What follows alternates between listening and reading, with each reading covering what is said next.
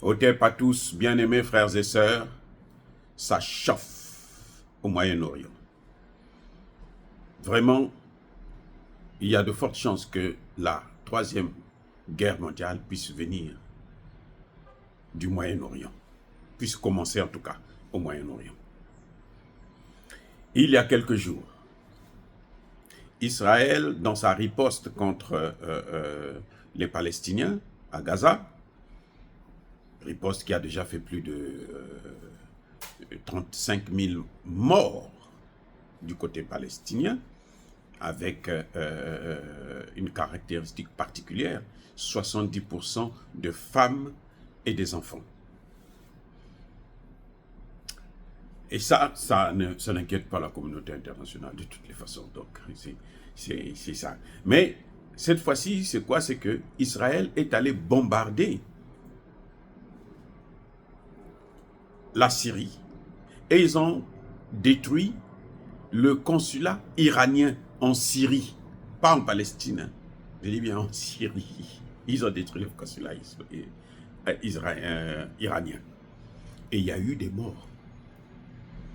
Il y a eu des morts. Comment justifier ça? Moi, je n'en sais rien. Alors, qu'est-ce qui se passe? C'est que l'Iran a promis une riposte. Et les Américains interdisent à l'Iran de riposter. Regardez la stupidité. Les Américains disent à l'Iran, tu ne ripostes pas. Tu encaisses seulement. Et acclament. C'est horrible, la communauté dite internationale. C'est horrible comment ça fonctionne. Les gars, ça me fait rire juste pour ne pas être stressé. Mais c'est honteux que des êtres humains puissent être aussi méchants que ce que nous sommes en train de voir. Alors, ce matin, le Hezbollah a attaqué, a envoyé des missiles au sud Liban. Et ils ont pris en otage un navire qui a apparenté aux Israéliens. C'est-à-dire qu'il y a un investissement israélien aussi dans cette affaire-là. Ils ont kidnappé le navire. Mais les experts vous disent que ça, c'est rien, c'est pas important. Ça, c'est pas la riposte de l'Iran. La riposte de l'Iran, elle arrive. Ça veut dire quoi? Ça veut dire que nous sommes en train d'aller vers une escalade. Et les États-Unis disent à l'Iran que si vous ripostez, nous, on vous attaque, on fait la guerre contre vous. Or, l'Iran n'est pas seul. L'Iran aussi a des alliés. Les alliés de l'Iran, ce sont lesquels? Mais c'est la Russie, c'est la Chine. Eh oui. Et la Russie a des alliés. Les alliés de la Russie, c'est qui? C'est la Corée du Nord. Vous voyez, je vous ai cité seulement ceux qui ont l'arme atomique. Oui. Donc, eh ben, l'Iran n'a pas peur. L'Iran n'a pas peur des États-Unis. L'Iran est sous sanction depuis plus d'une quarantaine d'années, il faut dire. Sous sanction, l'Iran. Mais vous savez quoi? La vie en Iran, elle est 1000 fois mieux qu'en Afrique.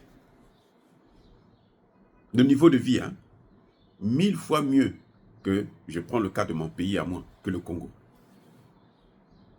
Si vous regardez le développement de l'Iran, c'est-à-dire que vous n'avez rien à envier avec la misère qu'il y a au Congo.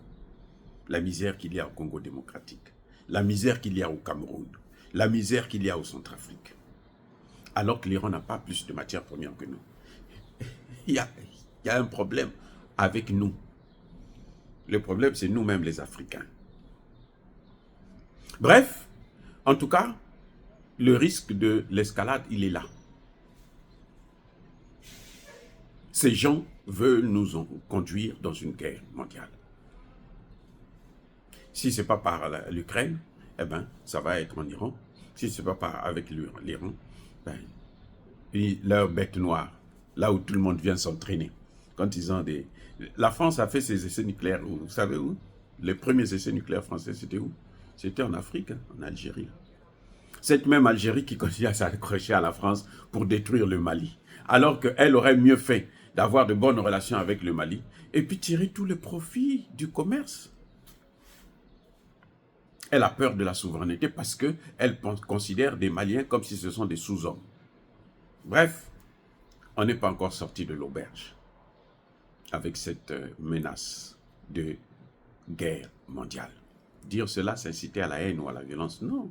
Il y a colère, il y a malin. Encore une fois de plus, bien-aimés frères et sœurs, soyez bénis, abondamment bénis par le Dieu des Kémites et par nos ancêtres angélisés. Mais que tous ceux qui persécutent le continent africain le pillent et le déstabilisent, qu'ils soient noirs, blancs, chinois, arabes, juifs, indiens, qui qu'ils soient punis, maudits, foudroyés, neutralisés, écrasés, effacés par le Dieu des Kémites et par nos ancêtres angélisés.